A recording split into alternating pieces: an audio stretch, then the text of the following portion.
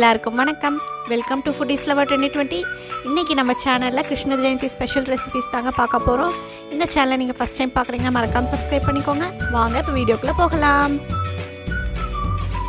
இன்றைக்கி தட்டையும் சீடையும் செய்ய 3 மாவு வேணுங்க. என்னென்ன மாவுன்னு பார்த்தீங்கன்னா அரிசி மாவு. நான் வந்து கடையில் வாங்கின மாவு தான் யூஸ் பண்ணியிருக்கேன். கொழுக்கட்டை மாவு கடையில் வாங்கியிருக்கேங்க. இதை வாங்கி ஒரு 5 நிமிஷம் வந்து நல்லா வறுத்துக்கணும். ஈரப்பதம்லாம் இல்லாத மாதிரி நல்லா வறுத்து வச்சுருக்கேன்.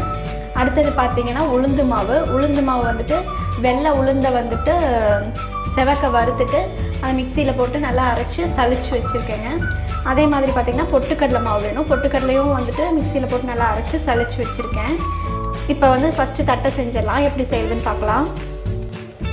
இப்போ தட்டைக்கு வந்து ஃபஸ்ட்டு வந்து மாவு சளிச்சிக்கலாங்க. அதுக்கு ஒரு சல்லடை ஒன்று வச்சுருக்கேன். அதில் வந்து 1 கப் போல் வந்துட்டு அரிசி மாவு சேர்த்துக்கிறேன்.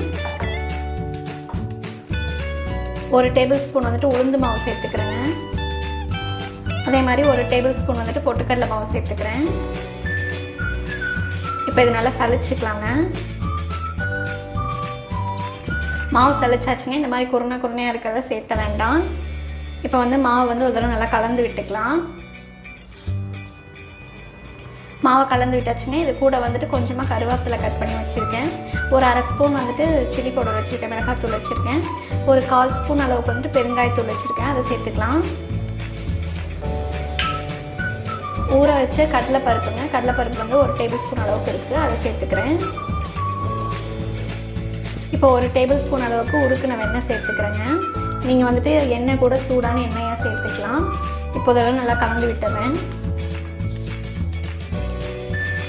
இப்போ இந்த டிஷ்ஷுக்கு தேவையான அளவுக்கு உப்பு போட்டுக்கலாங்க. இதை நல்லா கலந்து விட்டுக்கலாம். இதில் கொஞ்சம் கொஞ்சமாக தண்ணி சேர்த்து சப்பாத்தி மாவு மாதிரி பிணைஞ்சிக்கலாங்க.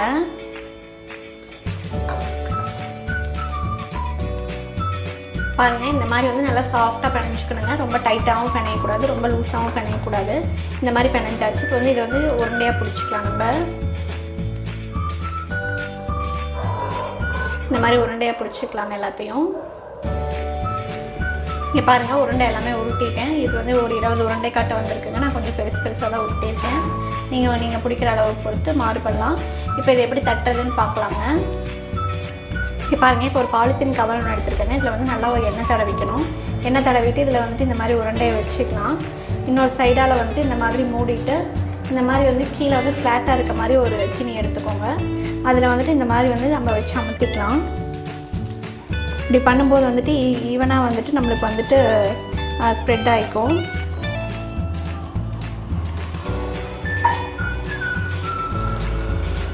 அவ்வளோதாங்க. இப்போ இதை எடுத்து தனியாக வச்சிடலாம். இதே மாதிரியே நம்ம எல்லா பீசஸும் ரெடி பண்ணிடலாம். இப்போ வந்து தட்டையெல்லாம் வந்து நான் தட்டி எடுத்துட்டேங்க.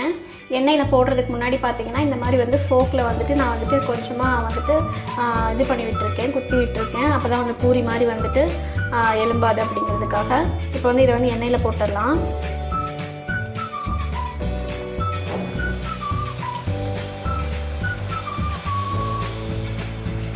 மீடியம் ஃப்ளேம்லேயே வச்சு நல்லா செவக்க பொரிச்சு எடுத்துக்கலாங்க.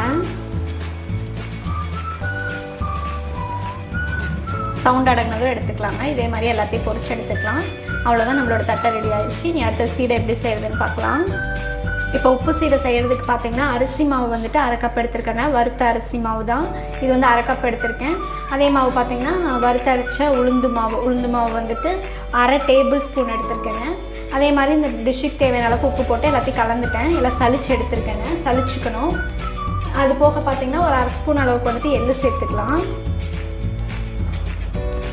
ஒரு 1/2 டேபிள் ஸ்பூன் அளவுக்கு பட்டர் சேர்த்துக்கலாங்க. ஒரு பிஞ்ச் அளவுக்கு வந்துட்டு பெருங்காயம் சேர்த்துக்கிறேன். இதை நல்லா கலந்து விட்டுக்கலாம். வெண்ணெய்க்கு பதிலாக வந்து நீங்கள் நெய் இல்லைன்னா வந்துட்டு சூடான எண்ணெய் கூட சேர்த்துக்கலாங்க.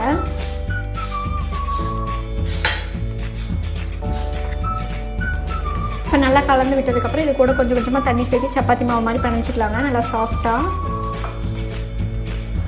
இப்போ பாருங்கள், மாவு நல்லா சாஃப்டாக பிணைஞ்சாச்சுங்க. இந்த மாதிரி சாஃப்டாக இருக்கணும். இப்போ இது இருக்கட்டும். நம்ம வந்து இனிப்பு சீடைக்கு வந்துட்டு நம்ம வந்து மாவு ரெடி பண்ணிடலாம். இனிப்பு சீடைக்கும் அதே மாதிரி ஒரு 1/2 கப் அளவுக்கு வந்துட்டு வறுத்த அரிசி மாவும் 1/2 டேபிள் ஸ்பூன் அளவுக்கு வந்துட்டு உளுந்து மாவு எடுத்து வச்சுருக்கேங்க. இதில் வந்துட்டு ஒரு பிஞ்ச் அளவுக்கு வந்துட்டு நான் வந்துட்டு உப்பு சேர்த்துக்கிறேன். அது போக பார்த்திங்கன்னா கொஞ்சமாக வந்து எள்ளு சேர்த்துக்கலாம். ஒரு 1/2 டேபிள் ஸ்பூன் அளவுக்கு வந்து பட்டர் சேர்த்துக்கிறேங்க.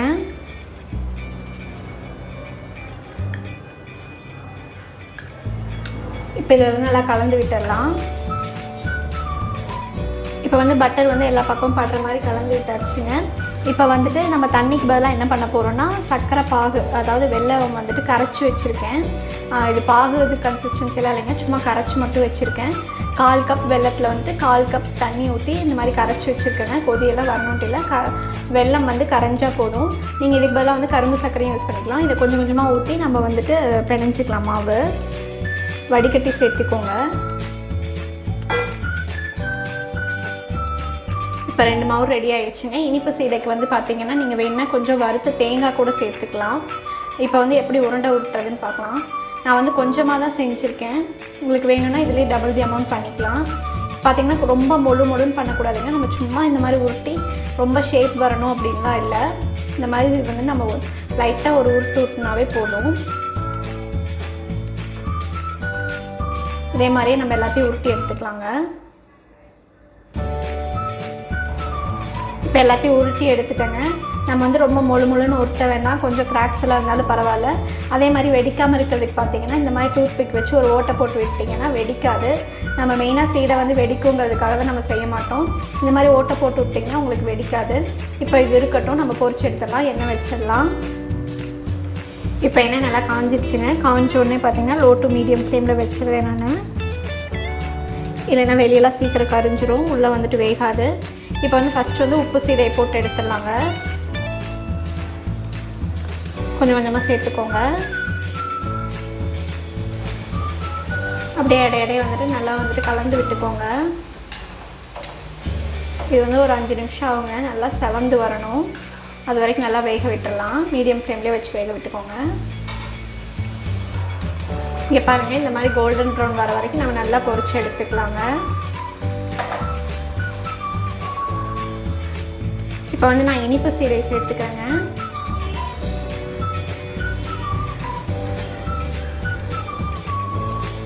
இனிப்பு சீடை வந்து ரொம்ப கிண்ட வேண்டாங்க, லைட்டாக இப்படி இது பண்ணி விட்டிங்கன்னா போதும். ஏன்னா வெல்லம் சேர்த்திருக்கிறதுனால உடையும். இதுவும் வந்துட்டு மீடியம் ஃப்ளேம்லேயே வச்சு நம்ம சுட்டு எடுத்துக்கலாம். இப்போ பாருங்கள், இந்த மாதிரி இனிப்பு சீடை வந்து நல்லா கோல்டன் கலரில் பொரிச்சு எடுத்துக்கலாங்க. நம்ம வெல்லம் சேர்த்திருக்கிறதுனால நல்லா கலராகவே இருக்குது. அவ்வளோதான், நம்மளோட சூப்பரான சீடை அப்புறம் வந்துட்டு தட்டெல்லாம் ரெடி ஆகிடுச்சுங்க. இந்த கிருஷ்ண ஜெயந்திக்கு இந்த ரெசிபியை ட்ரை பண்ணி பாருங்கள். இந்த வீடியோ உங்களுக்கு பிடிச்சிருந்தா லைக் பண்ணுங்கள், ஷேர் பண்ணுங்கள் அண்ட் மறக்காமல் சப்ஸ்கிரைப் பண்ணி பக்கத்தில் இருக்க பெல் ஐக்கானையும் கிளிக் பண்ணி வச்சுக்கோங்க. ஸோ தட் நாங்கள் போடுற வீடியோஸோட நோட்டிஃபிகேஷன்ஸ் உங்களை வந்து சேரும். தேங்க்ஸ் ஃபார் வாட்சிங். Stay tune.